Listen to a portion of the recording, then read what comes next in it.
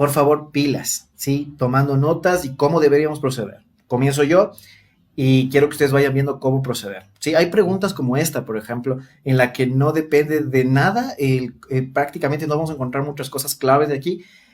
Aquí había que conocer, ¿sí? Y está bien, es precisamente ese tipo de preguntas difíciles de las que tienes que conocer. No hay muchas referencias textuales en las que te pueda ayudar tanto. Vamos a ir viendo cómo se debería leer. Uno de los grandes aportes de la civilización, uno de los aportes de las grandes civilizaciones al mundo actual se puede decir que entre los siglos 11 y 13, la cultura, ¿cuál sería? Produjo un progresivo desarrollo de la medicina, ¿sí? Tenemos un contexto histórico, tenemos el tema medicina, como ciencia separada de la religión. El exponente más destacado fue quien aportó con conocimientos sobre anatomía, fisiología y la retina y principios al determinar la aplicación de las vacunas. Un tema interesante, ¿sí? Ahora, aquí mismo no hay nada que te pueda ayudar a entender alguna cosa que no sea, digamos, su propio contexto. Es decir, no tienes que inventarte, ¿sí? Aquí tenías que saber cuál es y sí lo habíamos explicado, eh, pero pues bien, hay que entenderlo, ¿no? Entonces, por ejemplo, ya podemos descortar de una la C, porque la griego Hipócrates es de la antigüedad. Estamos hablando de la Edad Media, ¿sí? Estamos hablando de la Edad Media acá, ¿sí? Y estamos hablando además de la Baja Edad Media. Entonces, ¿qué civilización se desarrolló de manera grande e importante durante la Edad Media? China tampoco es. Entonces, China quedaría descartada, ¿sí? Miguel Servet no es judío. Y esa es otra forma también de describir. Miguel Servet, que había descubierto, entre otras cosas, cómo funcionaba el sistema cardiorrespiratorio en el Renacimiento, ¿sí? Es decir, incluso Servet es posterior, Servet es un... Y sí hablamos de esto, cuando vimos la clase del Renacimiento, yo les expliqué que Miguel Servet junto a Andrea Vesalio son del Renacimiento. Entonces podíamos descartarlo. Pero las claves, si es, a ver, yo estoy haciendo esto, si tú ya sabías la respuesta, de una, la respuesta correcta era precisamente árabe Averroes, ¿sí?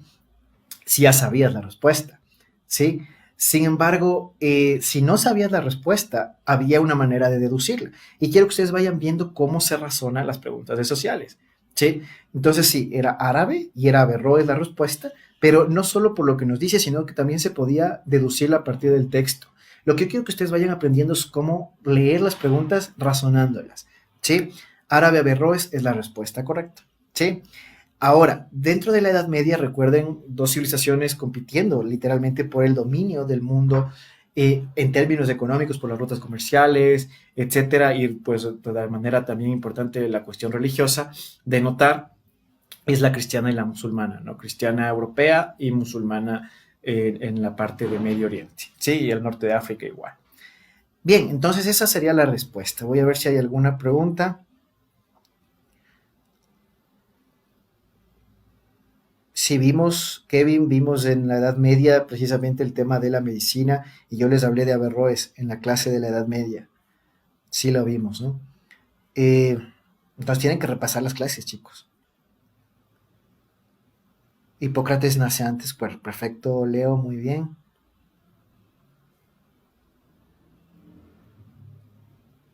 Bien, perfecto. Muy bien, no sé si hay alguna pregunta sobre esta, ¿no? Muy bien, veo que la mayoría respondió bien.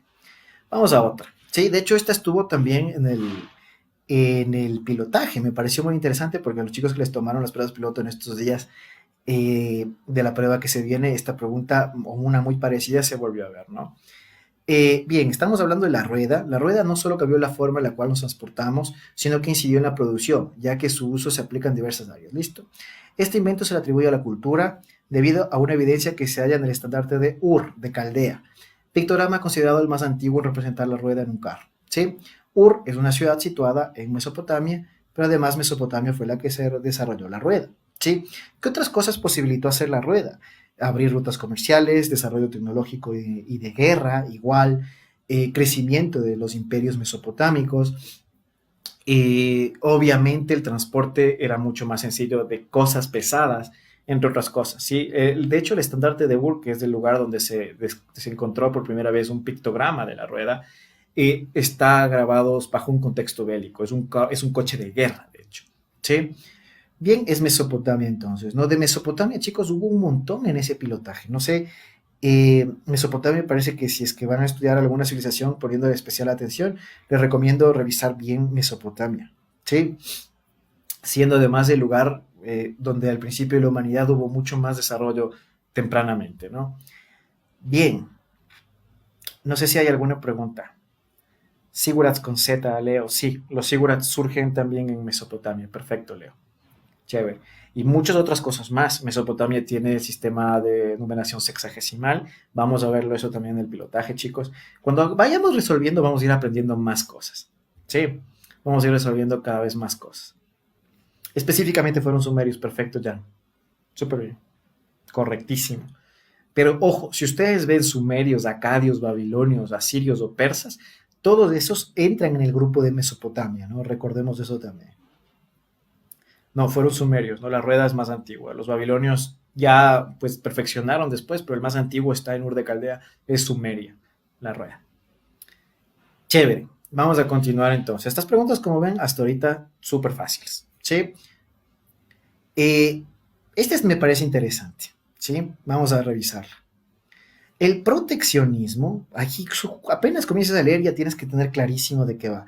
Es un modelo de producción de la economía interna de un país, de protección de la economía interna de un país, por lo que propone la aceleración de las industrias nacionales para desmotivar a la competencia externa y así cuidar el capital interno. Si el proteccionismo es una tendencia de la economía específicamente a poner aranceles, ojo, palabra aranceles es clave cuando vean proteccionismo, prohibiciones de comprar y vender, prohibiciones incluso de fabricar.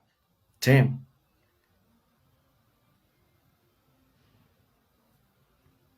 A ver, tengo una pregunta de Carla. Dice, para ser sincera, tuve una confusión. Dije Egipto. Ya, y usaba carretas con mecanismo de ruedas. Y también usaba la polea, Carla. Pero el invento más antiguo, estamos hablando, fue en Ur, que es una ciudad mesopotámica. Pero chévere. Tu razonamiento, digamos así, ¿cuál fue el error en tu razonamiento, Carla? Para que todos puedan más o menos ir entendiendo cuáles serían los errores que se pueden cometer. Y a buena hora, esto nos va a servir de experiencia. Te saliste del texto. ¿Sí? El error fue que te saliste del texto usando un razonamiento que es externo al mismo. ¿Sí? Entonces, eso está mal. La idea es usar la información que tienes en el texto. Obviamente, en ese caso era un poco más difícil. ¿Sí? Pero no, perfecto, muy bien. Vamos a ir aprendiendo. ¿Sí? Todos son postulados de este modelo excepto, ¿no? Ah, chicos, cuando nosotros veamos la palabra excepto, por favor, abran bien los ojos. Yo he estado notando que incluso algunos profes se equivocan por esto, ¿sí? Eh, y es que ustedes, a ver, ustedes van a estar en la prueba apuradísimos, ¿sí? Y si no están, digamos, bien concentrados, se les va a pasar, se les va a pasar. Yo he visto cómo eso se les pasa a mis alumnos, ¿sí? Porque están apurados, porque están nerviosos, lo que sea, tienen que leer bien. Cuando lean en sociales, por eso les pido, concéntrense bien, identifiquen de una este tipo de cosas, ¿sí? ¿Cuáles de estas no tiene que ver con el proteccionismo? ¿Sí? Fomento a la industria local, sabemos que sí tiene que ver con el proteccionismo. De hecho, podemos decir que incluso el proteccionismo forza la industrialización nacional. ¿Sí? En el Ecuador hubo un periodo de tiempo, esto del Ecuador me parece interesante, no hemos visto nada de historia ecuatoriana, ¿sí? De historia republicana del Ecuador, porque no es un tema de prueba, pero en las pruebas pilotos sí hubo, entonces quizás tengamos una clase, chicos, en donde yo les dé, al menos del siglo XX, un poco de temas de historia económica del Ecuador. Sí, pero en los años 30 el Ecuador tuvo un proceso de proteccionismo importante y hubo un desarrollo grande de la industria nacional. Es una consecuencia del proteccionismo. ¿Sí? Recordemos que ante todo quiere defender sus mercados, los mercados internos de amenazas externas. ¿Sí? Creación de fuente de empleo interno es también correcta. ¿Sí? A pesar de que, como digo, muchas veces es forzada. ¿Sí? El proteccionismo no siempre es bueno. Sí puede generar empleo, correcto, pero no siempre es bueno. Intervención estatal totalmente, ¿no? El Estado interviene, pone aranceles, etcétera, etcétera, etcétera. Sí. Flexibilización del mercado laboral, esto no es, porque esto más bien tiene que ver con, como perfecto, muy bien, Estefan, tiene que ver más bien con liberalismo, tiene más bien que ver con libre cambismo, con contratación libre, con capitalismo. ¿Sí? La flexibilización del mercado laboral significa que los empleados puedan ser contratados con, digamos, con menores beneficios de ley, pero con mayores oportunidades de tener un trabajo, así sea por horas. ¿Sí? Muchas veces los empleados no pueden contratar, los empleadores no pueden contratar por este tipo de restricciones y exigen flexibilización del mercado laboral para que haya más plazas de trabajo. ¿Sí?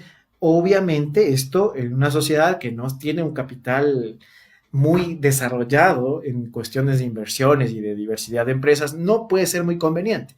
Entonces, por ejemplo, al Ecuador quizás no le convenga tanto en un primer momento si no se establecen condiciones mínimas del trabajo, que aquí en el Ecuador no son tampoco tan mínimas, algunas sí son exageradas, ¿sí? Que imposibilitan a los empresarios contratar. Con todo, la flexibilización del mercado laboral no es porque esta implica más bien una visión liberal de la economía. Perfecto. Sí. Veamos si hay alguna pregunta.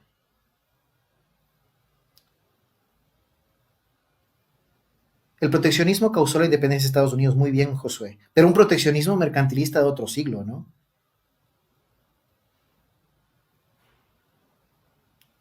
Muy bien.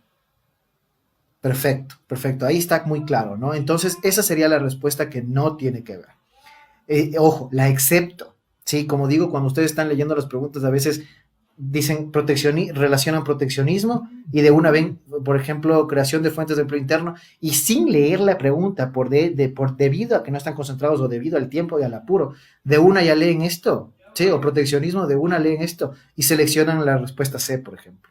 Ese sería un error, sí, ese sería un error total, sí. Entonces, está claro que la respuesta, chicos, aquí es la A. Vamos practicando, porque de hecho yo cuando vi las respuestas, cuando vi los resultados de las pruebas, me pareció llamativo que mucha gente de hecho sí cogió la opción C, que es incorrecta, ¿no? Lo único que puedo concluir es que no leía. Bien, esta pregunta es una pregunta importante, ¿sí? Esta pregunta es una pregunta importante. Esta pregunta no es una pregunta, todas las que estamos viendo no son preguntas de la última prueba de enero, pero son preguntas que ya existían antes, que están orientadas a la prueba que va a venir, o con los temas igual, idénticos. Pero esta pregunta de aquí, chicos, es una de las más importantes que hay, ¿sí? Yo la seleccioné y la he trabajado mucho con mis alumnos igual por la cantidad de variaciones posibles que tiene, ¿sí? Un montón, ¿sí? Vamos a ver. ¿Sí? El movimiento indígena en los años 90. El movimiento indígena es un tema de derechos, es un tema de la democracia del Ecuador, entonces es muy importante de leer con cuidado. ¿Sí? En los años 90, de hecho en junio de 1990, Ecuador veía consolidarse con fuerza al movimiento indígena, como el mayor referente de la lucha política y social que se oponía al modelo agroexportador, al pago de la deuda externa y al apoyo de grupos empresariales sobre los derechos de los campesinos. ¿Sí? El proceso organizativo y de lucha indígena logró que sus demandas sean incorporadas en las últimas dos constituciones, la del 98 y la del 2008, ¿sí? Siendo un gran aporte para el reconocimiento de los derechos colectivos. ¿Sí? Bien, entonces estamos hablando un poco de derechos de tercera generación y estamos hablando además de que esto sucedió en los 90. El gobierno de ese tiempo, por si acaso, chicos, porque también puede pasar, es de Rodrigo Borja. Sí, el presidente Rodrigo Borja eh, era el presidente de los años 90 y se enfrentó a estos levantamientos indígenas. Sí, y el mérito de lo que se obtuvo no fue ni de Rodrigo Borja ni de nada, sino del movimiento indígena como tal. ¿Sí? Si llegan a ver este nombre, Rodrigo Borja, recuerden primero neoliberalismo. Ojo, por ejemplo, pago de la deuda externa, apoyo a los grupos empresariales. Estos también son palabras claves. ¿Sí? Y estas palabras claves nos apuntan a neoliberalismo. Por si acaso, chicos, para que ustedes lo tengan claro, y eso del neoliberalismo les va a salir y tienen que dominarlo. Sí, eso es otro tema de escuelas económicas, estos derechos, pero les anticipo. Sí, bien. Vamos a ver. Dice, selecciona las demandas exclusivamente alcanzadas para la población mencionada y que promueven el ejercicio de estos derechos, es decir, los derechos de tercera generación o derechos colectivos. Por ejemplo, ustedes cuando leen ya tienen que identificar de una tercera generación de derechos. Si ya de una tenían que identificar tercera generación. Sí. Bien, vamos a leer las opciones. Oposición y no firma el Tratado de Libre Comercio TLC con Estados Unidos en el año 2000. ¿Sí? Los indígenas, de hecho, sí formaron una fuerza grande de coalición para oponerse a un tratado de libre comercio, pero eso no fue en el 2000, sino fue posterior, tipo 2005, 2006, donde se discutía mucho este tema del tratado de libre comercio, específicamente en 2005, ¿no? Gobierno de Lucio Gutiérrez. Pero de todas formas, no tiene que ver con el ejercicio de los derechos colectivos. Sí. Dos, perfecto, Josué, perfecto. Acceso a la tierra a través de la titularización legal y reconocimiento de los territorios ancestrales. ¿Qué quiere decir esto, chicos? Porque pueden verlo de otras formas también. Sí. Siempre que vean años 90 están refiriéndose a los indígenas, ¿no? Ejercicios colectivos, indígenas igual. Pero esto del acceso a la tierra a través de la titularización oficial y reconocimiento de los territorios ancestrales no es otra cosa más que el reconocimiento constitucional de las comunas, ¿sí? Que se han reconocido las comunas indígenas, ¿sí? Estos territorios donde ellos pueden, digamos, ejercer sus propias formas de justicia, donde no pueden acceder otros grupos a, por ejemplo, apropiarse la tierra. La idea de estas comunas es proteger su, digamos, su cultura, su historia, protegerla, digamos. Ese es el sentido de las comunidades.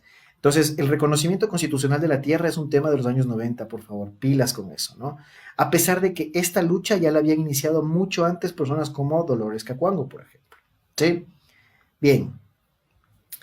Prohibición de la tercerización como forma de precarización laboral en la última constitución.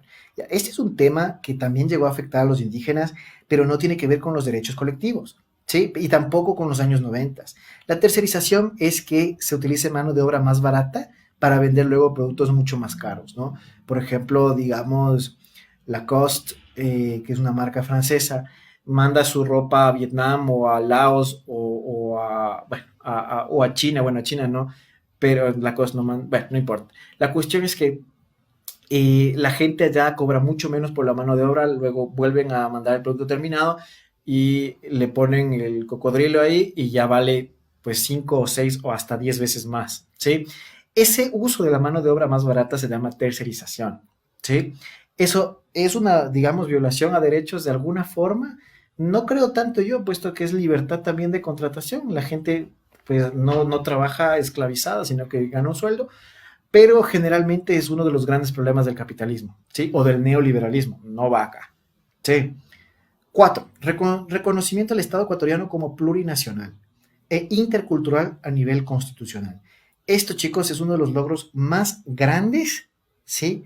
Más grandes del movimiento indígena en general, ¿sí? Si llegamos a verlo, es siempre importante esto. Esto se dio, chicos, el reconocimiento del Estado como plurinacional e intercultural recién se logró en la Constitución de 2008 de manera plena, ¿sí? Pero en la Constitución del 98, de 1998, ya al menos se había reconocido a las nacionalidades indígenas como parte del Ecuador de manera, digamos, un reconocimiento legal como tal, ¿no? Bien, 5, institucionalización de la educación intercultural bilingüe. Siempre que veamos esto, también va a ser respuesta correcta, ¿sí? En este caso sería 2, 4 y 5, la respuesta correcta era la D. Perfecto, ¿sí? Entonces, pilas, esta pregunta tiene 1000 variaciones posibles. Podrían hacer una pregunta por cada una de estas, etcétera. Todas estas son excepto, hay muchas formas de preguntar esto. Veamos preguntas, ¿sí? La 3 no podría ser igual porque la última constitución es de 2008 y no de los años 90. Ah, también sí podría ser, ¿no? Muy bien, perfecto, Estefan. Es otra forma de leer la misma respuesta. Perfecto. Eso, por ejemplo, es una clave textual de la respuesta. Perfecto. Súper bien.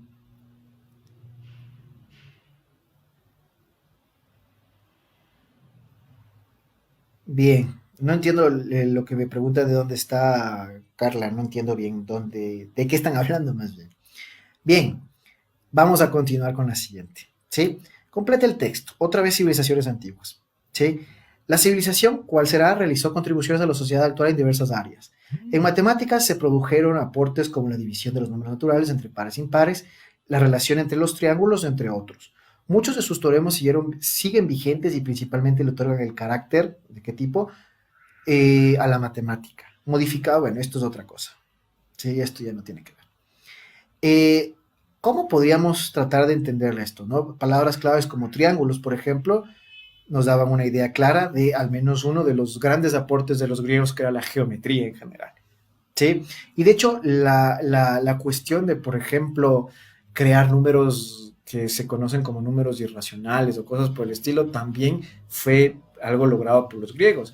El teorema de Pitágoras, que de hecho es interesante porque el teorema de Pitágoras precisamente es deductivo, ¿no? Ojo, el teorema precisamente es deductivo. Se deduce uno de los lados a partir de la información de los otros, ¿sí? Entonces, yo creo que esta pregunta estaba muy fácil. Es griega deductivo, ¿no? esta cuestión. Los griegos, al menos en este campo, también. Sin embargo, también puede haber preguntas sobre el tema de los griegos, y hubo una pregunta hace tiempos sobre el principio de Arquímedes. Y Arquímedes, de hecho, tiene que ver más bien con la física. ¿Sí? La física es un aporte a la física que hizo Arquímedes sobre cómo flotan los objetos en general. ¿Sí? Eh, de hecho, Arquímedes fue la persona que inventó la palabra eureka. Lo he descubierto, ¿no? Entonces el principio de Arquímedes se sigue utilizando para la navegación hoy en día, ¿no? Es un principio que sugiere que la cantidad de agua que se desplaza de, digamos, de donde esté, nos puede dar a entender cuál es el peso del objeto que está sobre ella, ¿sí? Y así se podría medir la calidad del oro, entre otras cosas. Pero el principio se sigue utilizando en la navegación actualmente. Bueno, por si acaso, esta podría ser una variación también. Estamos practicando. Para eso sirven estos simuladores de aquí, ¿no? Estos que estamos haciendo son simuladores de práctica. Ya luego cuando comencemos con los importantes, ya van a ver ustedes. En verdad que la prueba de enero, chicos, fue la prueba más difícil que jamás se tomó. Sí, yo he visto esta prueba durante ya bastante tiempo, y la prueba de enero, la prueba más reciente, fue la más difícil que han tomado. ¿Sí? Eh, y la prueba que se viene tiene los mismos temas. Obviamente va a ser más corta, más pertinente, más clara. Esperemos también. Yo estoy muy optimista porque le veo que quizás sea más sencilla, mucho más sencilla que la de enero, porque las preguntas van a ser más cortas, etcétera. Esperemos, no podemos confiarnos de todas formas. Pero la prueba de enero sí fue difícil y esas vamos a hacer después. Ahorita estamos practicando. Sí, bien. Profe, me pregunta Leo, ¿qué era la tercerización como forma de precarización laboral? La tercerización, Leo, es utilizar mano de obra barata, ¿sí? Haciendo quizás de manera internacional, usando la mano de obra de otros países que es más barata, para luego vender el producto final mucho más caro. Entonces es un poco injusto con respecto a el producto final, por eso se llama tercerización, ¿sí? Precarización es empobrecimiento, Leo, o sea que es, podríamos decirlo, una especie de abuso. ¿Sí? Muy bien, perfecto. Vamos a la siguiente pregunta. La sociedad medieval contribuyó a mejorar e impulsar diversas técnicas e inventos heredados del mundo romano, islámico o bizantino, ¿sí? Y que fueron adoptados a las diferentes necesidades sociales. Elijan los inventos desarrollados durante este periodo europeo, es decir, la Edad Media, ¿sí? Aquí teníamos que saber, no había manera de textualmente saber de otra forma, ¿no? Yo creo que el más claro acá era, bueno, por ejemplo, el barómetro no puede ser, ¿no? Sabemos que ese no puede ser un invento medieval, cuando ya vemos que no puede ser el barómetro que sirve para medir la presión atmosférica, y ya descartamos todo lo que tenga la 3. Y así vemos que la 4 va de ley, ¿sí? Esto que estoy haciendo ahorita, esta función de descartar, ¿sí? Es muy útil. También pueden practicarla, les va a servir mucho ya cuando lo practiquen la cuestión del tiempo. Si ya sabes que una no puede ser, descártala. Entonces, ¿qué son los arbotantes para los que no recuerdan lo que vimos en la clase de la Edad Media? Los arbotantes son sostenes laterales para las catedrales góticas, ¿sí? Las catedrales góticas generalmente hechas de piedra, y que eran muy altas, por su misma cuestión de la altura, que además era uno de los temas más importantes del estilo gótico, es decir, ser lo más alto posible. Tenían que tener sostenes laterales. Estos sostenes laterales se llaman arbotantes, ¿sí? Un aporte, digamos, de la ingeniería civil y de la arquitectura medieval, ¿sí? Y esos arbotantes, que son estos sostenes laterales de las catedrales góticas, los podemos ver en la mayoría de ellas, ¿no? La más famosa es la de Notre Dame, por ejemplo, ¿sí? Entonces, descartar nos va a ser sumamente útil cuando ya lleguemos a la prueba, ¿sí? Especialmente en la cuestión del tiempo, chicos, ¿sí? Para manejar bien el tiempo vamos a necesitar de ley hacerlo. Y ahora, ¿cuál es el termómetro de agua o el molino de viento? Nosotros sabemos que la Edad Media se caracterizó por, entre otras cosas, el desarrollo del molino de viento, que es la opción correcta, realmente es la D. Eh, pero el termómetro, tal como lo conocemos, es un invento posterior, ¿no? Ya de la revolución científica, de hecho, del siglo XVI más o menos. Entonces era el molino de viento y los arbotantes. Creo yo que la cuestión de el descarte nos va a ayudar bastante. ¿Sí? Practiquémoslo también. Y bueno, estudiar duro, porque no sabemos qué nos van a tomar, no sabemos qué va a salir. Y sí nos conviene mucho tratar de repasar todos los conceptos posibles que hayamos visto. ¿sí? Esto tomaron hace ya mucho tiempo, pero la verdad, cualquier pregunta podría salir, ¿no? Bien, tengan confianza, chicos. Estudien duro y tengan confianza en que sí nos va a ir bien. Tenemos esta otra pregunta. Vamos a revisar. Complete. Sí, este era el título. Adam Smith es una de las figuras más inspiradoras de la Ilustración. En su teoría expresó que la soberanía emana del pueblo, por lo tanto exigió la limitación del poder del Estado, proponiendo la protección de su propiedad privada, por lo tanto es considerado como el padre del... Ya, muy bien. Pregunta regaladísima, facilísima. Estamos hablando de Adam Smith, podría ser también, por ejemplo, David Ricardo, otra variación. Sí, David Ricardo. Estamos hablando de la escuela, obviamente, liberal o clásica, ¿sí? Que involucra, por ejemplo, el respeto a la propiedad privada, involucra la limitación del poder estatal, al punto de que el Estado no debería intervenir, implica, por ejemplo, el laissez-faire, deje hacer, ¿sí? Es decir, que se respete la ley de oferta y demanda como única reguladora del mercado. Igual, otra de las características que Adam Smith postuló y que son bastante importantes es que una economía debería tener también, cómo se determina el valor de las cosas es por el tiempo del trabajo que costaron, ¿sí? Para determinar el valor de algo se corresponde con el tiempo de trabajo que costó, ¿sí? Es otro de los principios que Adam Smith defendió bastante, haciendo que la especificidad de los trabajos, luego el trabajo de David Ricardo también se apoyara en esta idea. Algo es más valioso cuando es más escaso, pero también cuando más tiempo tomó hacer, ¿sí? Evidentemente hay cosas inútiles que toman mucho tiempo y no por ello son valiosas, pero la gente podría considerarlas valiosas por el tiempo que toma hacer. Bien, esa es una noción de liberalismo clásico, ¿no? Neoclasicismo, esto no tiene nada que ver, esto es un estilo artístico, ojalá hayan visto este tema también, esta clase del arte moderno que di. Neoliberal no puede ser, proteccionismo tampoco, estaba clarísimo que era esta, ¿no? Veamos si hay alguna pregunta, sí, facilísima esta pregunta. Eh, Liberal clásico, liberalismo clásico puede estar en estos nombres, sí, son todos sinónimos, ¿no? Liberalismo clásico podría tener otro nombre. No, no, Anthony. Buena tu pregunta. Es capitalismo, es un capitalismo que ya comienza a tomar incluso un papel más industrial, pero la escuela como tal se llama escuela liberal. Siempre que escuchemos liberal, tiene que ver principalmente con la libertad individual, con la libertad de mercado, relaciónalo en ese sentido. No, siempre vamos a encontrar como liberal o clásica, o solo liberalismo, correcto. Muy bien, esos serían los nombres que podrían ir. Pero es muy buena tu pregunta, pero creo que ahí queda clara, ¿no? Muy bien. Esta es una pregunta igual antigua, pero me parece chévere y que algunas personas, de hecho, igual se equivocaron. De derechos va a haber bastantes preguntas posiblemente, entonces hay que tener clarísimos movimientos sociales, democracias, el tema de la igualdad, obviamente las declaraciones de derechos, hemos visto un montón de temas de derechos, van a salir chicos, así que pilas, ¿no? Código de trabajo y personas con discapacidades, ¿sí? Este tema de discapacidad es un tema muy importante en la atención prioritaria. Si estamos hablando de derechos de personas con discapacidad, estamos hablando de derechos de atención prioritaria, por si acaso, chicos, ¿no? A ver, hay una pregunta antes muy buena. Made me dice, ¿cuál es la diferencia puntual entre liberalismo y neoliberalismo? El tiempo, Made. Liberalismo surgió en el siglo XVIII, sí, además ahí dice ilustración, y el neoliberalismo surgió en los años 70, Made, sí, con Milton Friedman o Friedrich von Hayek, sí, entonces no era. Bien, buena tu pregunta. Chévere tu pregunta, gracias.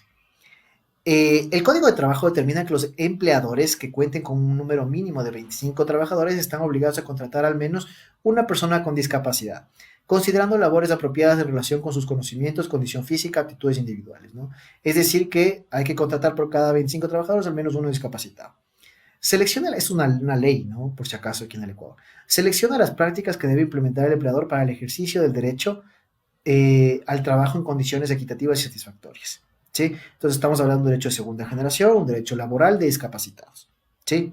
Vamos a ver cuál sería la manera correcta de acercarnos a las opciones, ¿sí? Publicitar a la empresa por incluir a personas con discapacidad como trabajadores. Esto es absolutamente incorrecto, puesto que publicitar a la empresa no beneficia en ninguna forma a los trabajadores discapacitados en sus condiciones de trabajo. ¿Sí? Sin embargo, por ejemplo, aquí yo tuve alguna vez un alumno que cogió y dijo, pero es que si es que publicitamos, a lo mejor luego va a la empresa a hacerse muy famosa y más gente va a llegar y consecuentemente habrá más discapacitados contratados en algún punto. ¿Sí? Todo el razonamiento es falaz, es terrible y es pésimo, no tienen que hacerlo. Pero puede pasarle a alguno de ustedes que comience a hacerse una historia en la cabeza de por qué esta opción podría ser correcta. ¿Sí? No se hagan historias, chicos. No se hagan historias, no se inventen. O sea, refiérense específicamente a lo que nos están preguntando. ¿Sí? Entonces no es, ¿no? Descartamos todo lo que tenga que ver con esta opción, por ejemplo. Otorgar los permisos necesarios para recibir tratamiento y rehabilitación. Perfecto. Esta es evidentemente clara, entonces ya podemos descartar la D, pero con todo revisemos. Garantizar su estabilidad laboral y la indemnización por despido intempestivo. También, que es un derecho laboral de cualquier otra persona. La idea de los derechos discapacitados, chicos, no es que tener más derechos que nadie, sino que sus derechos estén equiparados con los derechos de los demás. ¿Sí? Dar un ingreso superior a un trabajador con discapacidad por un mismo trabajo, eso sería, digamos así, una nueva forma de discriminación. ¿Sí? Bien. Entonces la respuesta es evidentemente la C. Pero bueno, puede tener variaciones. Y de hecho, cuando salió esta pregunta hace bastante tiempo, tuvo variaciones. ¿Sí? Por ejemplo, en vez de decir otorgar permisos, una de las opciones decía permitir que reciban rehabilitación en el trabajo. Eso no es un derecho de trabajadores. ¿Sí? Ese no es un derecho de discapacitados. No tienen por qué tener ahí en el trabajo donde hacer la rehabilitación. Sí, pueden tener permisos, pero una cosa es el tema laboral y otra cosa es tener algún tipo de condición por su situación, digamos, de discapacitado, tener una condición laboral especial como poder salir y tener un permiso. Eso sí se puede dar, ¿no? Entonces hay que leer con cuidado estas preguntas, casi se resuelven, estas al menos de derechos, a veces con un sentido común, a pesar de que hay que saber la teoría de los derechos, ¿sí? Es decir, qué son derechos de primera, segunda generación, cuáles son los derechos laborales, etcétera, ¿sí? Con todo, creo que está muy clara. La mayoría de ustedes sí lo hicieron bien. ¿Sí? Consenso de Washington siguiente. Es decir, si vemos ya la palabra consenso de Washington, esto es necesariamente, ¿qué, chicos? Neoliberalismo. ¿Sí? Como dijimos, neoliberalismo que va de los 70 hasta el 2000, digamos así, y que afecta muchísimo a América Latina. ¿Sí? Esta pregunta es clave, chicos. No sé cómo me gustaría poder verle, ¿no? O sea, me refiero a que en una aula yo a veces me doy cuenta con mis alumnos cuando alguien no está entendiendo algo o cuando alguien está entendiendo algo al revés. Pero esta palabra neoliberalismo tienen que entenderla muy bien porque va a estar ahí en la prueba, ¿sí? Y va a ser súper fácil, pero tienen que igual entenderlo bien. En 1989 se definió en Estados Unidos una serie de medidas de los estados que los estados deberían asumir para mejorar su economía, ¿sí? Dando lugar a un modelo que se denominaría neoliberal. Ahí está, ¿no? A este proyecto se le conoce como el Consenso de Washington, el cual implementaría medidas que generaron cambios económicos y políticos en el Ecuador durante la década de 1990 y también en los años 80 y también inicios de los 70. El neoliberalismo estaba ahí, a pesar de que el Consenso de Washington se haya, digamos así, caracterizado por aparecer recién en el 89. Como receta, sí que la promovía el FMI, si ya ven esto, también tiene que ver con Consenso de Washington, el Banco Mundial igual, etcétera. Sí, pero ya antes el neoliberalismo estuvo, como digo, desde los 70. Y ya yo, cuando tengamos esa clase, porque sí voy a subir quizás un video pregrabado, una clase, sobre específicamente qué cosas pasaron a nivel económico en el Ecuador 50, 60, 70 y 80 y hasta entrar a los 90, que termina con el feriado bancario. Pero sí voy a hacer un pequeño resumen de las cosas económicas que pasaron, porque vi una pregunta en el pilotaje que sí me sorprendió que tomen, porque ese ya no estaba en los temas. ¿Sí? Tranquilos, ustedes literalmente están con los mejores, pero igual no se confíen. ¿Sí? ¿Cuáles son características del modelo neoliberal? Flexibilización laboral, sabemos que sí es. Eliminación del bono de desarrollo humano. Ah, esto es interesante, ya les voy a explicar sobre el bono de desarrollo humano. ¿Sí? Reducción del gasto social, esa es obvio que sí es, ¿sí? La idea es para qué invertir el gasto en las personas, socialmente hablando, si podemos generar mejores oportunidades laborales, ¿sí? Se reduce en educación, en salud, etcétera. La idea es favorecer más bien a que haya más trabajo y menos gasto social, ¿sí? aunque podría haber sin duda un equilibrio entre los dos, por supuesto. Disminución del gasto militar, sí, digamos así, el neoliberalismo no promueve eso, más bien el neoliberalismo en algún sentido es muy militarizado, entonces esta no es. Eh, Eliminación de varios subsidios a la población, sí, quitar subsidios es un principio básico de la escuela neoliberal, es decir, no intervenir, el Estado no debe intervenir. Los subsidios son una de las maneras más directas de intervención en la economía, ¿sí?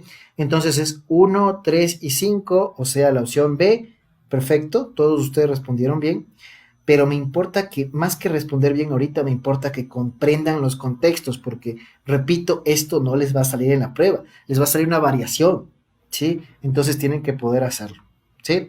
Es 1, 3 y 5, pero, les comento esto del bono de desarrollo humano, ¿sí?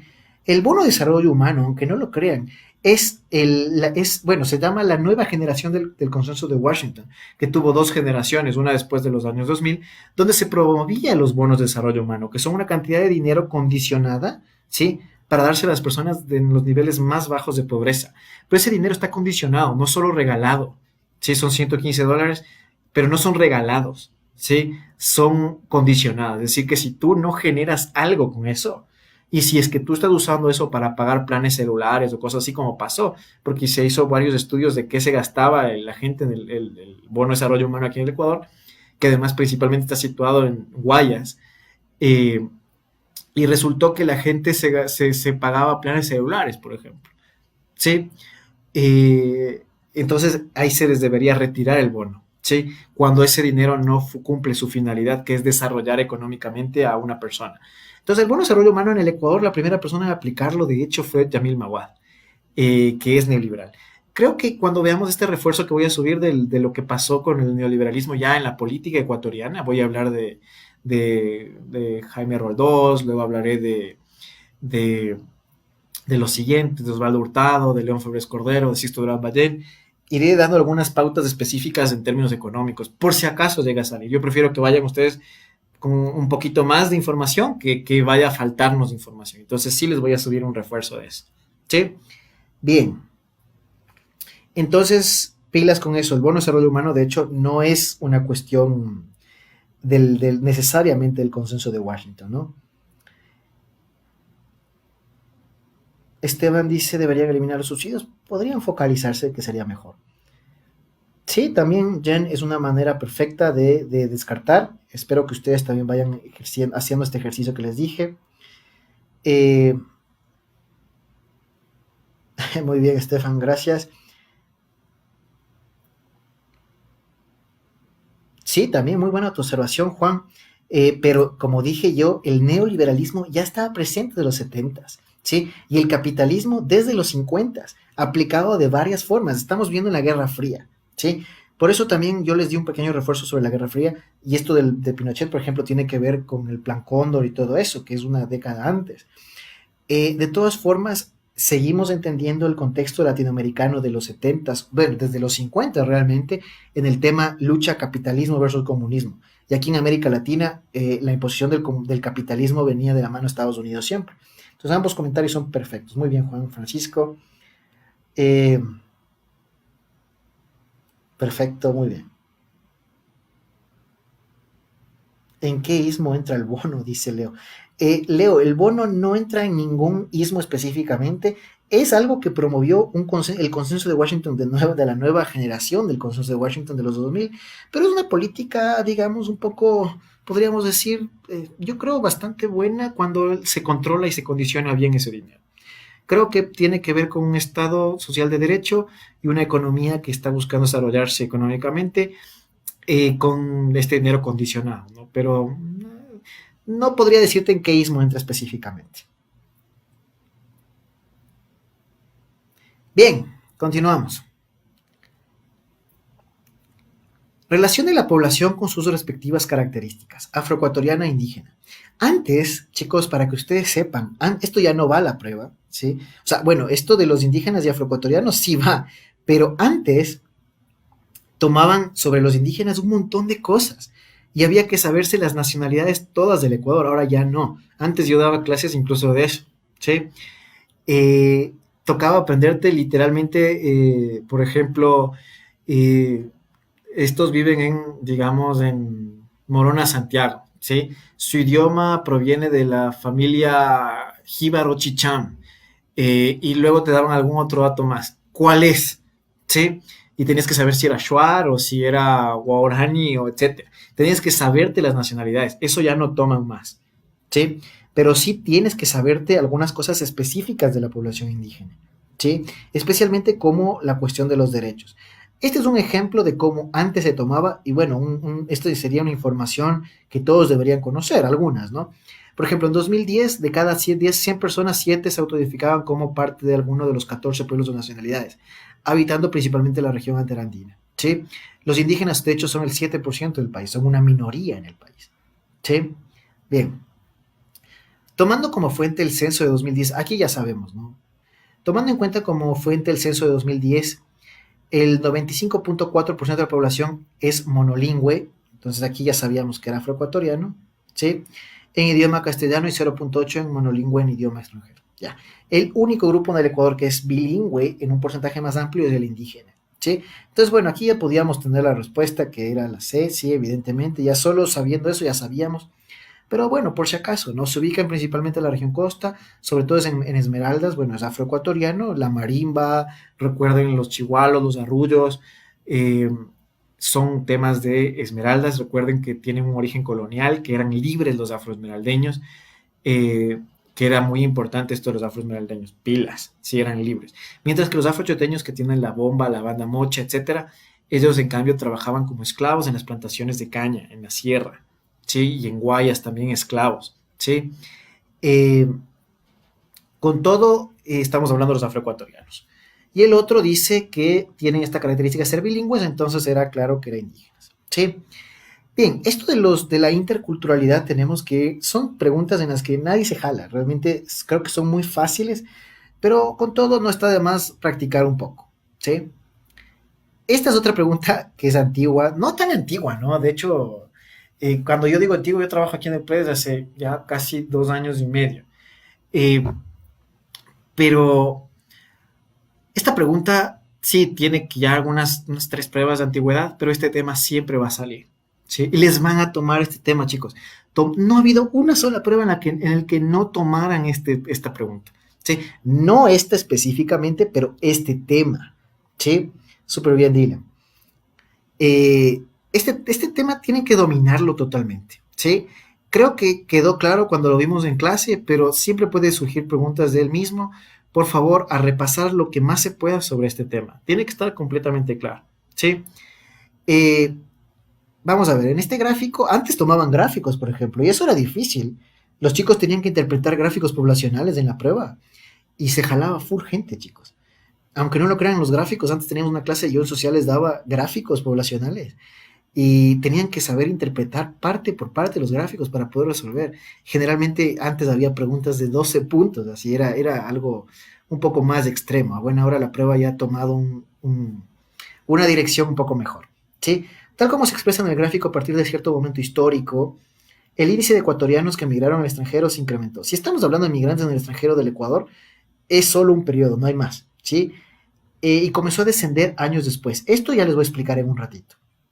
Lo que permite inferir que existió un movimiento específico para un motivo específico para dicho acontecimiento, ¿no? Estamos viendo que en el 98 la migración, digamos, estaba normal, digamos así, los saldos migratorios, pero vemos que del 99, el 2002, el 2003 también, que de uno de sus puntos más altos, hubo un fenómeno de migración inmensa, ¿sí? Luego se normaliza. No significa que hayan vuelto todos, porque de hecho es en 2008 donde se da la crisis inmobiliaria europea o el crack inmobiliario, sí se llama, también se puede conocer como la explosión de la burbuja inmobiliaria en Europa, una crisis económica europea muy grande, en la que muchos ecuatorianos regresaron al país. Pero esto fue en 2008, ¿sí? Entonces, si ya vemos en el 99-2000, la respuesta siempre, chicos, va a ser el feriado bancario y la dolarización. La dolarización, ¿qué palabras claves implica? Inflación, implica, por ejemplo, que se primó al sector bancario, que se rescató a los bancos, eh, tiene que ver con la devaluación del sucre, ya lo dije, la inflación, la devaluación del sucre también, tiene que ver con una inestabilidad laboral y económica terrible en el año 2000, Pues bien, tiene que ver con muchas cosas que son sinónimas a esto, ¿sí? Entonces, por si acaso, chicos, recuerden, como dije, los contextos, ¿sí? Establecimiento de una dictadura militar en el Ecuador, esa fue 60 y 70, ¿no? En el 72 se establece una dictadura militar en el Ecuador. En el 60 hubo un dictador que estuvo un tiempo nada más, luego ya llegó la dictadura militar que se quedó, la de Guillermo Rodríguez Lara, que también me gustaría ver si les hablo un poco de ella en un refuerzo, ¿sí? Para que sepan ustedes qué fue el boom petrolero, cuándo el Ecuador conoció al FMI. Por si acaso llegue a salir. Este refuerzo que voy a subir lo subiré, creo yo, esta semana o la siguiente, chicos, para que puedan revisarlo. Es algo más de teoría. ¿Sí? Primer levantamiento nacional de grupos indígenas, bueno, eso no es. Crisis financiera por el crack del sector inmobiliario, esto es una crisis europea, como dije, sucedió en 2008. Entonces, siempre es esta. Pero chicos, esto toman un montón de veces. También nos pueden tomar sobre, por ejemplo, qué consecuencias sociales tuvo, etcétera. ¿Sí? Migración, familias monoparentales, etcétera. A ver, ¿en qué clase vimos del feriado bancario, Lice? Me pregunta Guillermo. Guillermo, si no me equivoco, lo vimos en escuelas económicas. Feriado bancario. Veamos otra pregunta, no hay. En esta pregunta dijo que si hablaba de migración finales de los 90, inicios de los 2000, era de ley. Muy bien, Carla, muy bien, perfecto. Ah, ya, Romy dice en la clase de ismos e independencias, debe ser. Chequeale las dos por si acaso. Si nos dicen fuga de cerebros, pregunta Alison Panamá. La fuga de cerebros es algo diferente, Alison. Fue algo que después de la Segunda Guerra Mundial se popularizó muchísimo, que era nacionalizarse a estadounidense o soviético, a los genios de los diferentes países del mundo, ¿no? Entonces Estados Unidos sacaba desde la Segunda Guerra Mundial a científicos alemanes, etcétera, y les nacionalizaba a estadounidenses. Eso se llama fuga de cerebros, ¿no? E igualmente Estados Unidos busca genios en general en el mundo para nacionalizarles. De hecho, cuando un niño, por ejemplo, es superdotado y pasa a la prueba de, no sé si han escuchado de la sociedad Mensa. Mensa es una institución internacional que busca personas con coeficientes intelectuales extremadamente altos. Si un niño pasa este tipo de pruebas, que aquí en el Ecuador de hecho sí hay algunos, Estados Unidos generalmente ofrece nacionalizarle de él a su familia, porque bueno, eso se llama fuga de cerebros, ¿sí? Intentar sacar literalmente genios de los países, ¿no? Sí va a haber refuerzos también, Steffi.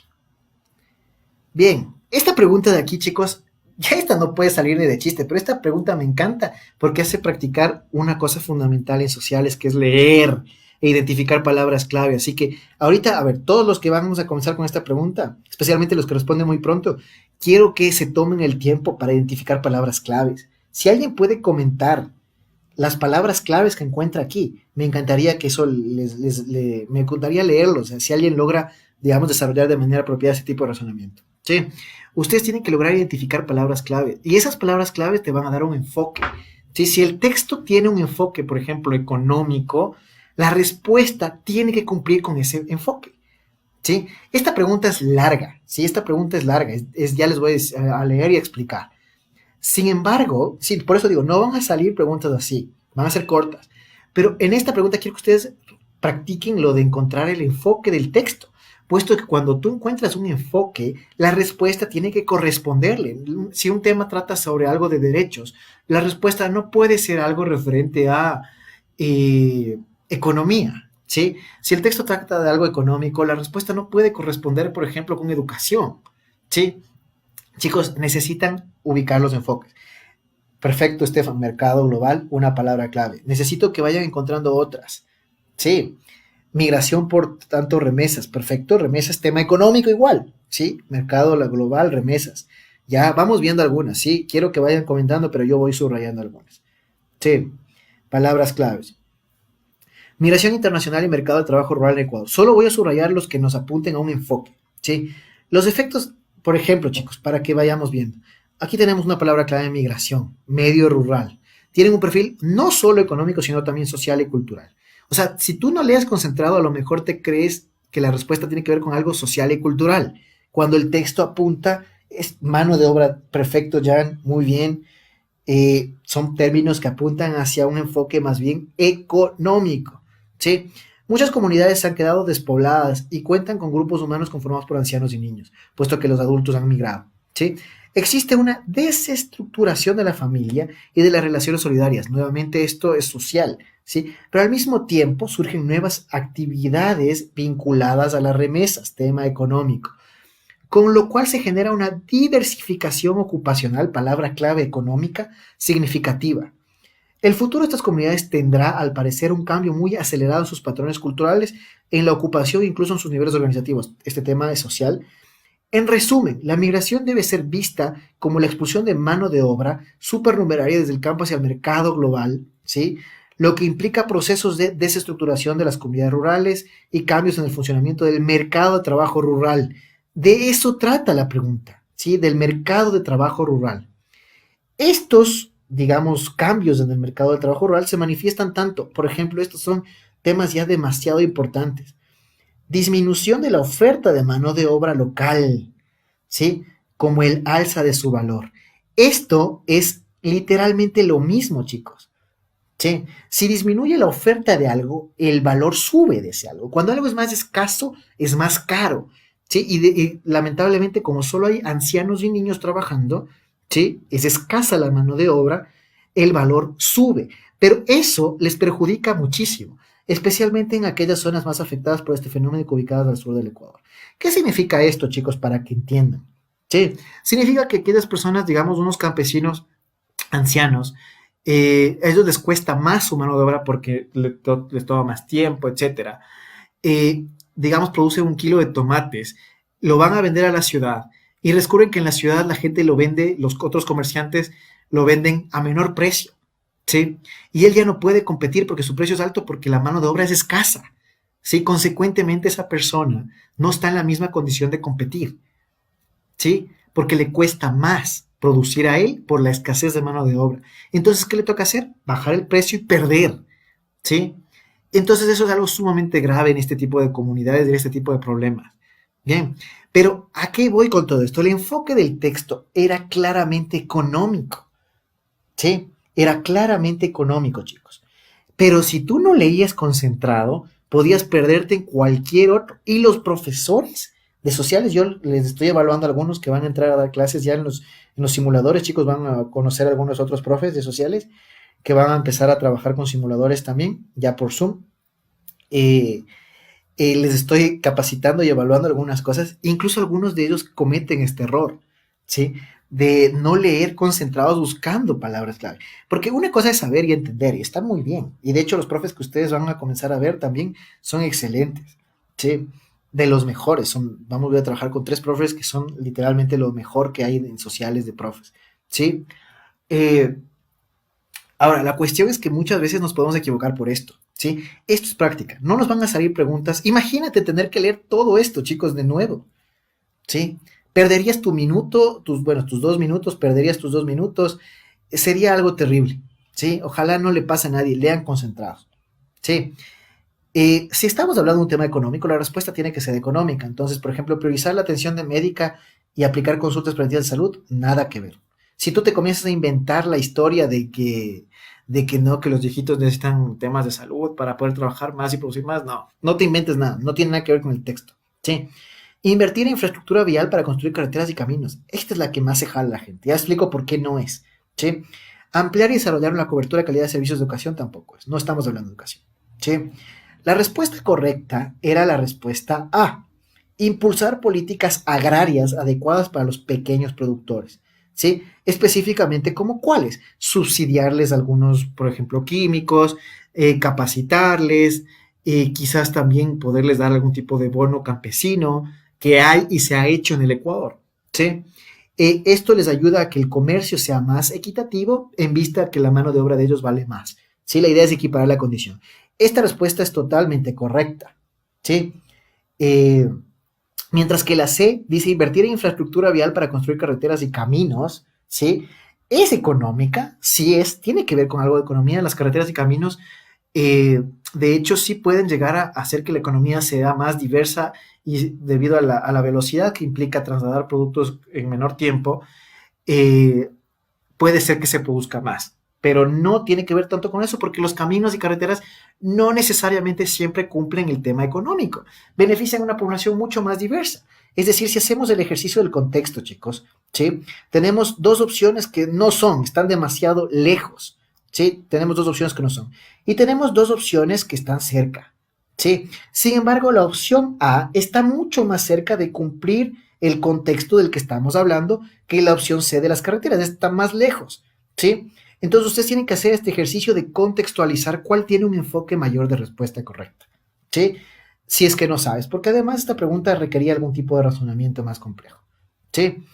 Entonces la respuesta es A, y espero que hayan entendido, ¿sí? Y que les haya servido la explicación. Esta pregunta a mí me encanta porque realmente hace que entendamos bien hacia dónde va el razonamiento en ciencias sociales. Y preguntas que son sencillas, no son preguntas para personas de colegio.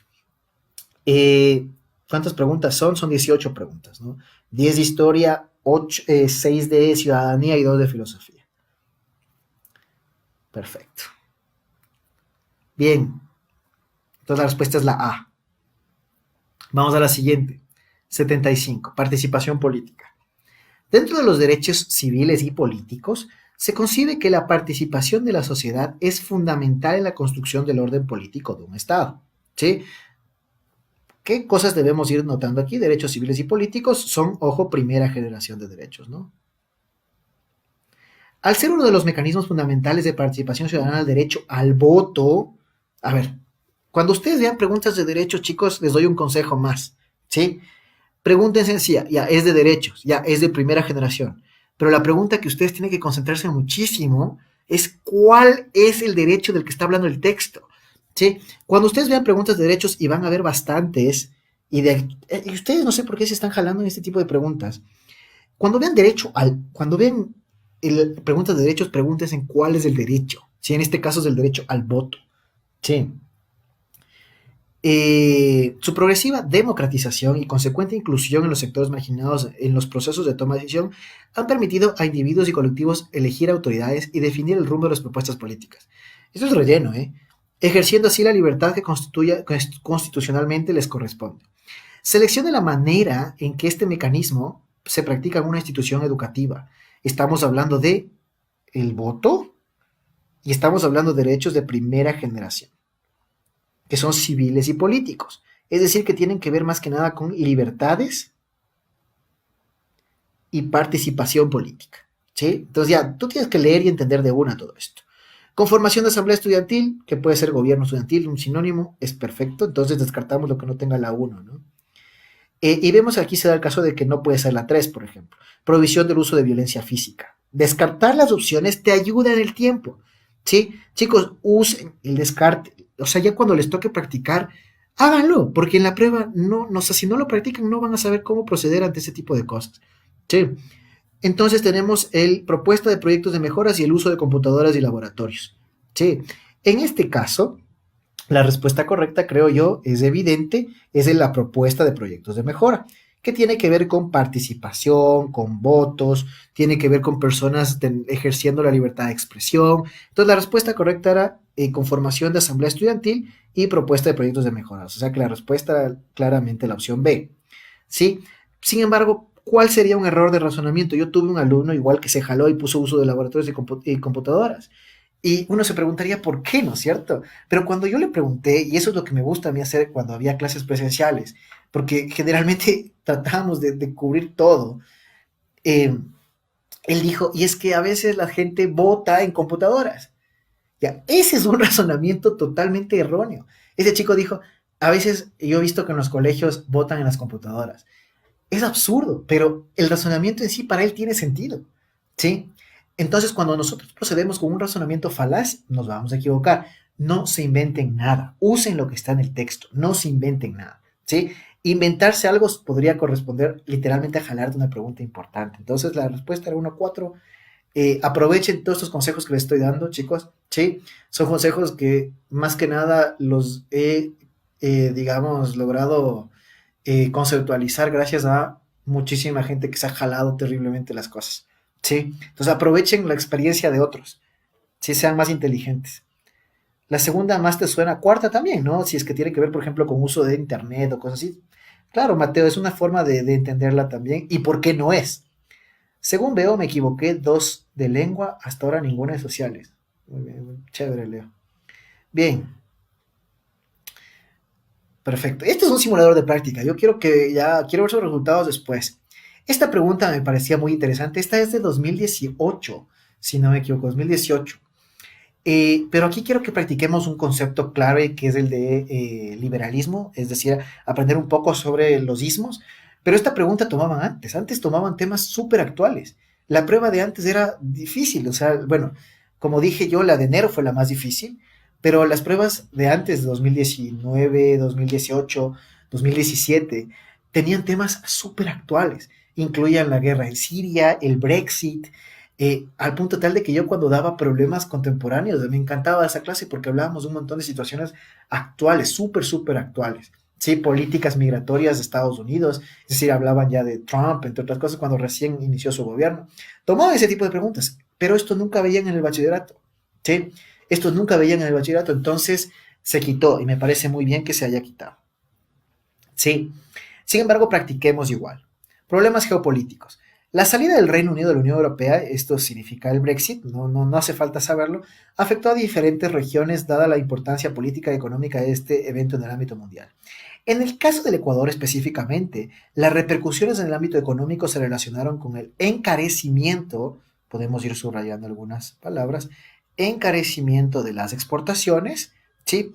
Debido a que si ese encarecimiento será de evaluación, en el 2016 una de las consecuencias más importantes del Brexit fue la devaluación del euro y el fortalecimiento del dólar. Entonces no puede ser, en este caso, depreciación, es un ejercicio de sentido común, es apreciación, ¿sí? Descartaríamos lo otro, ¿sí? Del dólar tras la inestabilidad generada en una región europea, en la región europea. Por lo tanto, se a nivel de competitividad con países vecinos afectando la balanza comercial de manera negativa. ¿Sí? Es aquí donde quería que ustedes vean que, por ejemplo, podía ser una cuestión del proteccionismo aplicado a un contexto más cercano. ¿Sí? Hey chicos, dije que no puede ser la C y no sé por qué siguen poniendo la C. No puede ser depreciación, porque el dólar durante el Brexit se se incrementó muchísimo el valor, de hecho no ha dejado de subir. El dólar sigue encareciéndose, pero encarecerse no significa que beneficie al Ecuador, ¿sí? Encarecerse, que el dólar se vuelva más caro, no beneficia al Ecuador, ¿sí? ¿Se aumentó o disminuyó el nivel de competitividad? A ver, ya, yo veo que aquí hay full gente confundida. Les voy a explicar, por favor, pongan mucha atención. Ecuador redujo su nivel de competitividad con los países vecinos. ¿Por qué? Por favor, pongan muchísima atención a qué corresponde un proteccionismo más actual, ¿sí? Por favor, pongan mucha atención, ¿sí? Si el dólar no es una moneda ecuatoriana, es una moneda extranjera, ¿sí? Es la moneda de Estados Unidos, ¿sí? Estados Unidos mueve millones y millones y millones de dólares cada día en todo el mundo, ¿sí? Es la moneda más estable del mundo y por mucho es la moneda que determina el valor del resto, ¿sí? Hoy en día se pronostica que a lo mejor en algún momento dejará de serlo. No creo tanto, eso es más bien ciertas visiones de algunos economistas muy, no sé, o sea, no objetivos, porque el dólar seguirá siendo. Estados Unidos tiene más maneras de hacer que el dólar sea estable que solo tener reservas de oro. Ahora, la cuestión es que el dólar no es una moneda ecuatoriana, ¿sí? Cuando el dólar aumenta de valor, ¿sí? Cuando el dólar se encarece, que podríamos decir también se aprecia más, ¿sí? Con respecto a las monedas de los países vecinos, la situación se vuelve menos competitiva, porque la misma cosa en Colombia sale más barata que aquí en Ecuador, ¿sí? Entonces, ¿qué es lo que genera la apreciación? Terminará haciendo que la gente se vaya a Colombia a comprar, ¿sí? Y no compra aquí en Ecuador, ¿sí? Y muchas veces debido al proteccionismo ecuatoriano de poner aranceles y todo eso, la gente prefiere irse allá a Colombia a comprar, ¿sí? O en Perú en el caso, ¿sí? Porque en Ecuador el dólar es más caro, el dólar allá vale más. Si tú puedes comprar con $1 lo que aquí compras con dos, ¿sí? En Colombia. Eh, y eso perjudica la competitividad del Ecuador. Y de hecho hace que incluso aumente el contrabando, que es la pregunta que viene en un momento. ¿Sí? Entonces el Ecuador pierde competitividad, ¿sí? Porque, digamos, se incrementa, vale más el dólar, ¿no? Vale más el dólar. Bien. Entonces, chicos, tenían que entender un razonamiento. Estas preguntas, lo que yo quiero o lo que intentaba es que ustedes puedan razonar un poco más al respecto, ¿no? Ya de una vez aprendemos algunas cosas. Ya te equivocaste. Preguntas. Claro, si hubiera más competitividad con países vecinos no habría mucha desigualdad, ¿verdad? También, Anthony, pero más que todo no habría tanto contrabando, no se llevarían tanto nuestro combustible, la gente no llenaría Ipiales, antes se acuerdan cómo era Ipiales en una fecha de feriado nacional, Ipiales se llenaba de ecuatorianos, y es porque el dólar estaba demasiado apreciado, ¿sí? Y eso perjudica la competitividad del Ecuador porque acá las cosas resultan ser más caras. Ese sería un problema, ¿no?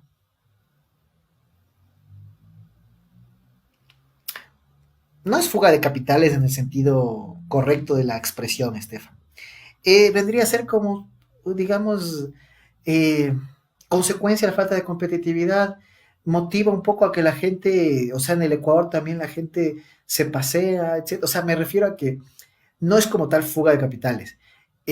Una fuga de capital implicaría que un capital grande ecuatoriano, quizás público, esté siendo despilfarrado por una mala administración o que la gente no invierta en el Ecuador e invierta en otros lados, que los empresarios no inviertan aquí en el Ecuador, sino que como ven que aquí en el Ecuador todo está muy difícil, invierten en otros lados, pero la dolarización no hace, o sea, la dolarización previene un poco la fuga de capitales. ¿Sí? Por eso el Ecuador tiene que tener mucha inversión, cosa que parece que ninguno de los dos gobiernos más recientes se han preocupado por procurar más. Pero bueno, es un problema, ¿no?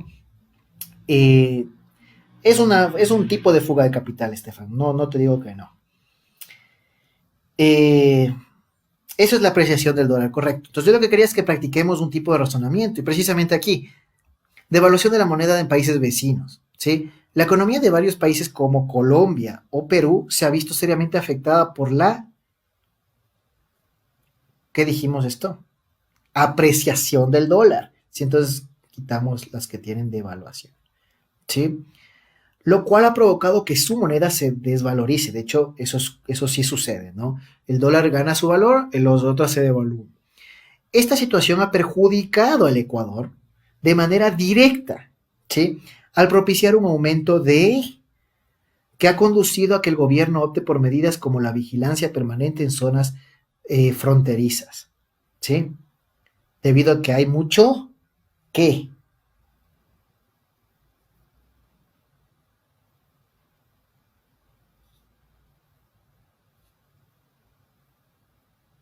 Muy bien, Dani, por eso se creó el eslogan de Primero Ecuador. ¿Qué será, chicos? Contrabando, ¿sí? Precisamente, el contrabando es algo que se da en el Ecuador porque la gente se va a comprar a Colombia cosas más baratas, cigarrillos, ropa, trae por montones, es incautada porque es ilegal pasarla sin pagar los impuestos y esos impuestos que se pagan son aranceles, son medidas de proteccionismo que el Ecuador aplica para defender su industria local. ¿Sí? Porque si a ti te cachan trayendo una televisión de Ipiales, te hacen pagar el impuesto, porque así, de alguna manera, se protege un poco la industria nacional. ¿Sí? Entonces ese sería contrabando ilegal. Todo provocado por la apreciación del dólar. ¿Sí? Entonces aquí vemos la aplicación de un razonamiento en ciencias sociales que espero ustedes vayan aprendiendo, practicando, se podía deducir del texto mismo, si ya sabes cómo funciona la oferta y la demanda, de aquí mismo del texto podías deducir, incluso sin saber podías responder correctamente. ¿Sí? Sin saber podías deducir la respuesta correcta, gracias a que conoces los conceptos. ¿Sí? Sería mejor volver a Sucre, no, imposible ahorita. Bueno, no, nada es imposible, pero no sería nada bueno para el Ecuador, sería muy improbable. La economía ecuatoriana es dolarizada. A buena hora nuestra economía no tiene inflación. Hay cosas que sí se debe hacer. Hay que generar más dólares, es decir, más trabajo, más empresas, más inversión. Eso es algo urgente en el Ecuador.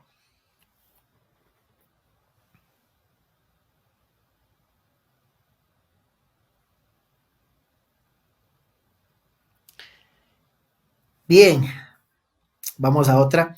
Responda correctamente. Entre las razones, entre otras razones, las civilizaciones indígenas del siglo XVIII se produjeron como resultado de, en el siglo XVIII, por favor, eso también es otro tema importante, sí ubicarnos en los contextos históricos. Vamos a ver, incremento de impuestos como con las reformas borbónicas y la explotación económica en las haciendas. Ya. Reformas borbónicas es del siglo XVIII, la respuesta correcta era precisamente reformas borbónicas. Muy bien. Ahora, extirpación de idolatrías, esto se dio contra los indígenas, correcto, ¿sí? Provocó sublevaciones, correcto, pero eso se da en el siglo XVI, ¿sí? La reducción de pueblos indígenas, digamos, se da igual siglo XVI, siglo XVII, cada vez van disminuyendo por varias razones, ¿sí? Guerras internas entre indígenas y, bueno, entre conflictos también bastante grandes, igual le corresponden, podríamos decir, al inicio de la conquista, ¿no? O antes incluso en este caso. ¿Sí? Entonces la única que correspondía al siglo XVIII era las reformas borbónicas. Facilísima esta pregunta.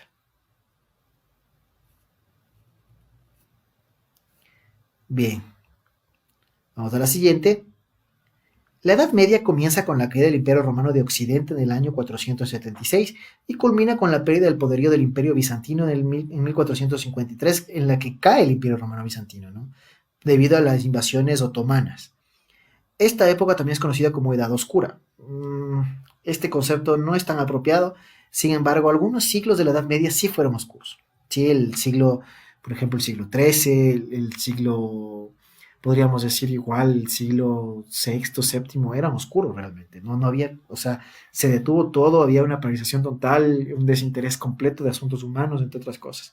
Debido al poco acceso a libros y demás documentos escritos. No había documentos escritos, solo estaban copiados debido a que no había imprenta, ¿no?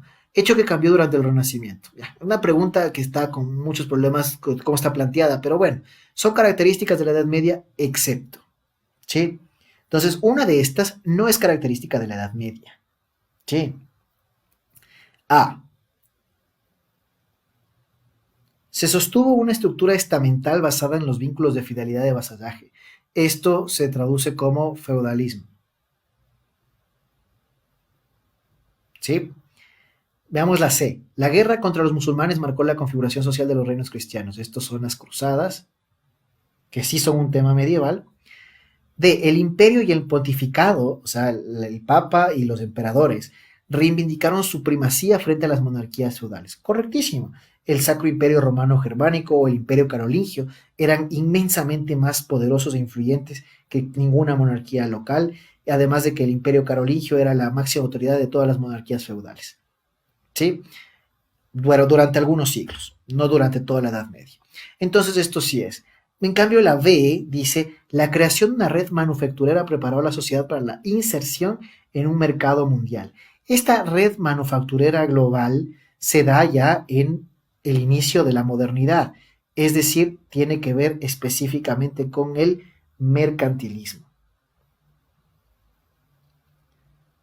¿Sí? La expansión de las colonias europeas por el mundo, pero ya es edad moderna, ojo, ¿eh? Entonces no es de edad media. Creo que esta para poder al menos entender las opciones me pareció buena ponerla aquí, ¿sí? Porque igual yo armé este simulador, pero la intención está clara hacia el razonamiento que quiero que tenga. El mercado mundial y la globalización no se expandió en la edad media. Perfecto, Estefan.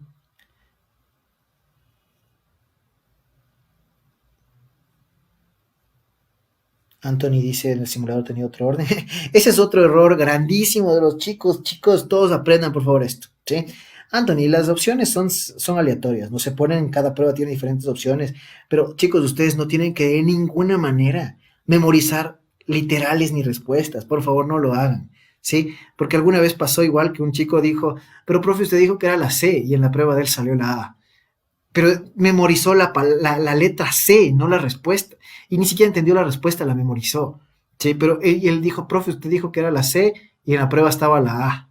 ¿Sí? Y había cambiado de lugares nada más. Pero el chico había memorizado literal. Yo no sé si es que es posible un nivel de tan alta, no sé, falta de ganas de estudiar, ¿no? Porque al punto de que memorizas el literal. O de entender o de preguntar. pero puede pasarles también, ¿sí? Entonces, no, por favor, tengan mucho cuidado con eso, ¿no? Gracias, Justin, súper bien tu comentario igual. Bien, siempre es bueno ir ganando la experiencia de algunos que ya han pasado por esta prueba. Sí, vamos a la última. Derechos de diversidad cultural. Dentro de los derechos humanos de los pueblos y nacionalidades, esto es tercera generación de derechos, ¿sí? Encontramos el derecho a las tierras y territorios ancestralmente ocupados como medio de vida social y cultural. Un pueblo indígena de la zona, a ver, es interesante esto, podemos encontrarlo varias veces también en pruebas, chicos. Tenemos aquí, hasta aquí una explicación de relleno. Y luego tenemos el caso, ¿sí? A lo mejor en la prueba que viene vendremos más bien a ver solo casos. Pero es muy bueno tener esta parte de acá que no es un relleno inútil. Te da a entender contextos. Y en sociales lo más importante son los contextos, repito. Sí. Dice los de la siguiente forma, ¿no? Hecho que ha limitado el normal desarrollo de sus actividades. A ver, no, perdón. Un pueblo indígena de la zona ha venido manifestando su inconformidad respecto al intento de desplazamiento de sus tierras. Cuando lean preguntas de derechos, les doy un consejo, chicos. Identifiquen qué partes tiene, qué derecho ejerce, qué derecho se violenta. Sean muy ordenados cuando lean derechos. ¿Sí? Hecho que ha limitado el normal desarrollo de sus actividades sociales, económicas y culturales. Elija las prácticas favorables para la resolución de la problemática escrita en el texto, teniendo como premisa básica, ¿sí?, que ellos tienen derecho a los territorios y tierras ancestralmente ocupadas, ¿sí? Es decir, que es un derecho de tercera generación, pero es un derecho, ¿sí? Si tomamos en cuenta esta primera premisa, podemos ir descartando opciones. Por ejemplo, reubicación del pueblo indígena en una zona libre de conflicto. Reubicación. Puede sonar bien, chicos. ¿Sí? Puede sonar bien, libre de conflicto, ¿no? Pero cuando ya dice reubicación, ¿sí? Ya no puede ser. ¿Sí? Violenta el principio, la premisa fundamental. ¿Sí? Podemos ver, por ejemplo, otra. Dice compensación económica para cada miembro de la comunidad desplazada. Es decir, que aquí ya se supone que ya se fueron. Sí, tampoco puede ser, porque como digo, estamos hablando de que el derecho o la premisa básica del derecho es que tienen derecho a acceder y poseer esas tierras. ¿Sí? Entonces sí, la opción es la C, chicos, pero quiero que vean cómo se puede resolver. ¿Sí? Y a ustedes, chévere, están respondiendo muy bien, algunos están respondiendo muy rápido. Yo preferiría que ustedes se tomen ese tiempo de pensar. ¿Sí? Creación de una veeduría especializada en conflictos territoriales y culturales. ¿Qué es una veeduría? Una veeduría es un comité, digamos, establecido con profesionales para resolver un tema, ¿sí? De cual sea que sea, pero busca precisamente gente que domine esos temas para resolverlos, ¿no? Eso es una veeduría. Una veeduría vendría a ser como un grupo de expertos que están, digamos, o han sido contratados para poder resolver un problema. Eso es una veeduría, ¿sí? Legislación y promoción del derecho a la manifestación pacífica y de libre expresión. Perfecto. ¿Por qué esta sí es? Porque estamos viendo que en el texto, ¿sí?, ellos han venido mostrando o manifestando su inconformidad. Es decir, que corresponde a lo que nos está diciendo el texto. ¿Sí? No nos hemos salido, chicos, porque yo les dije, ¿no? O sea, chicos, no se salgan del texto. ¿Sí? No se salgan del texto. Si puedes resolverlo usando las palabras como esta, manifestando su inconformidad, ya te dan una pauta para resolverlo, chicos. ¿Sí? Usen las palabras del texto, los enfoques, las palabras claves, etcétera, para poder resolver. ¿Sí? La respuesta era la opción C. Muy bien. Entonces, queda claro que la opción era la C, ¿no? A ver, chicos, y ahorita ya terminamos, ya llegamos al final. Espero que les haya servido mucho. Les agradezco muchísimo por haber usado bien los comentarios.